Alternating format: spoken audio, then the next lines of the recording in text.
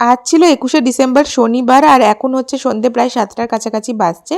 Ready হয়ে আমরা যাচ্ছি আমাদের বাড়ির কাছেই। এখানে একটা বেশ বড় মেলা বা এক্সিবিশন বসেছে, যেখানে এসেছে আন্ডার ওয়াটার টানেল থেকে শুরু করে একটা হচ্ছে থিম জঙ্গল, অনেক ধরনের কিছু বাচ্চাদের জন্য বেশ ইন্টারেস্টিং। তো বাড়ির একদম কাছে, সেজন্য আমরা আজকে চলে এসেছিলাম। প্রথমে আন্ডার ওয়াটার টানেলে গিয়ে তোজো তো ভীষণ মজা পেয়েছে। আর এটা কিন্তু বিভিন্ন জায়গায় ব্যাঙ্গালোরের বসে, এটা এইবার প্রথমবার আমাদের বাড়ির এত কাছে বসেছে। তারপরে সেখান থেকে বেরিয়ে এখানে রকমারি দোকান ছিল, খেলনার দোকান, বাচ্চাদের সানগ্লাস, তাছাড়া হচ্ছে এই সিটি গোল্ডের জিনিসপত্র, রান্নাঘরের জিনিসপত্র থেকে আরম্ভ করে কাঠের জিনিস, স্টিলের জিনিস, অ্যালুমিনিয়ামের জিনিস, বাচ্চাদের প্লাস্টিকের বিভিন্ন খেলনা।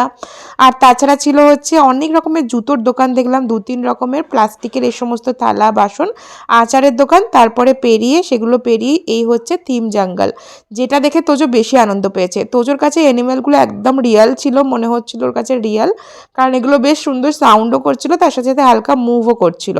নিত্যারাও গিয়েছিল, তোজো নিত্যার সাথে কিছু ফটো নিল।